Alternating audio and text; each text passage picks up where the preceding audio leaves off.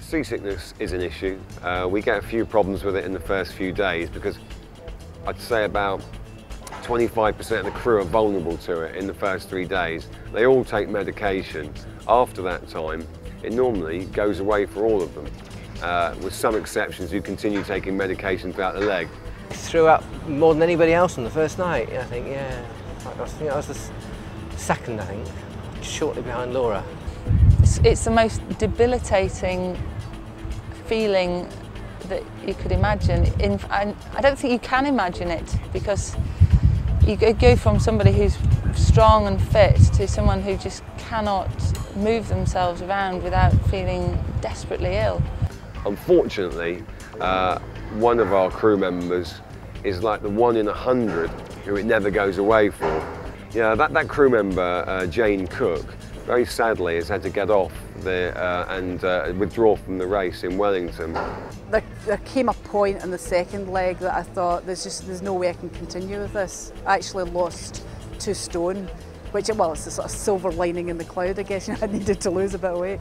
But joking apart, I would miss days without eating.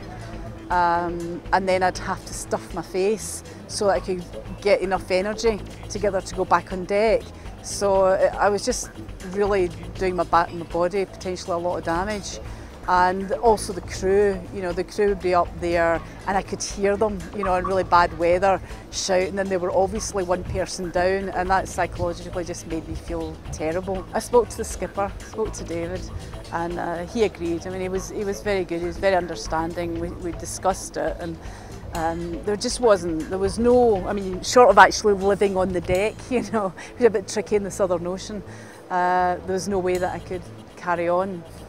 I had a feeling this was going to happen after the first leg, but there was no way I was going to encourage her to get off in BA, and she struggled with it on the second leg, really, really bravely, but spent a significant amount of time in her bunk, being sick.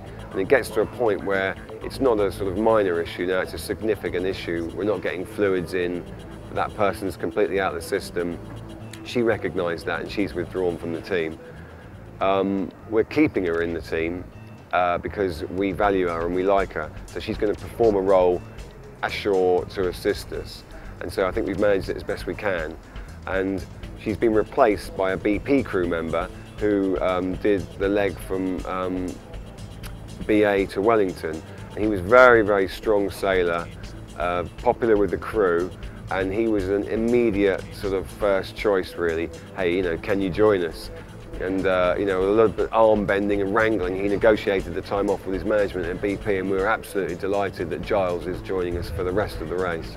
On this leg, no one has to do anything new. We don't have the chance to dig ourselves out of any mistakes that we made. Kites going overboard because someone's let the wrong line go in the snake pit.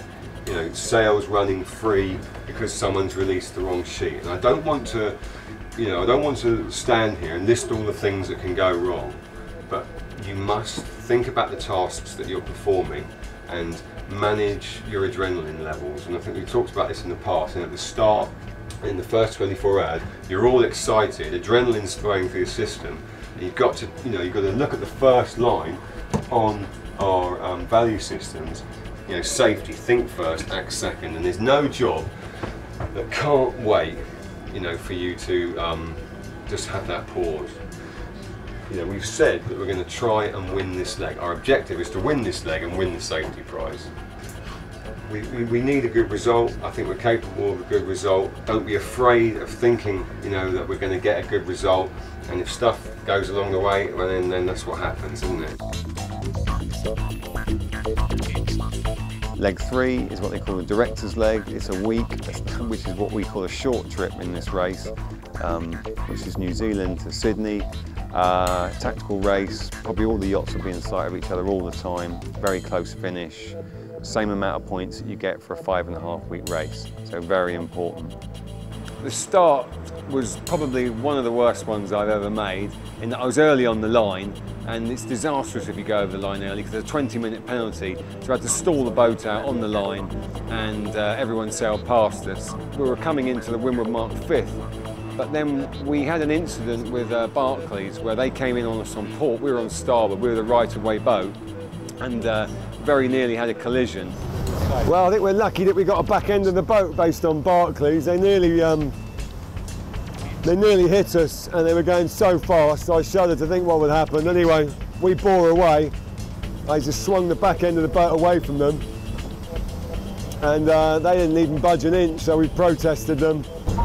Basically, we were on a starboard tack, and they were just heading right for the middle of our boat. On a port tack? On a port tack. I did move out of the way of where I thought the point of impact was going to be, yeah. Well, it's probably not my finest start here, as there's more boats in front of me than there's behind me, or our finest start rather. It's like Cop says, we didn't hit anybody and nothing's broken, so pretty good really. We'll soon do these guys in. The main thing was that there's very strong winds when we pulled the kite up. We went for a conservative flanker. We haven't got the power to keep up with the others at the moment. BG went for the flanker and somebody else. It was a sort of safe bet, but at the moment we're losing ground a little bit to the others. But hey ho.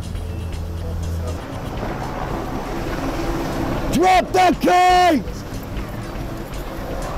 Drop it, drop it, drop it!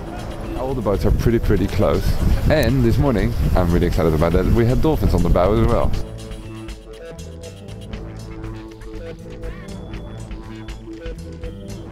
Well, the finish of this race was a difficult time for the crew, mentally, and for me really. I mean, we feel that we're a top performing boat, and coming 5th is a suboptimal situation. I mean, the night before we'd been held back by a counter current and lost 3 places, but the 4th place boat was in sight as we approached Sydney Harbour, and we briefed the crew very carefully on the rail before we came in, because we were going to try and pop the kite at the last minute and really just try and steal it back from them.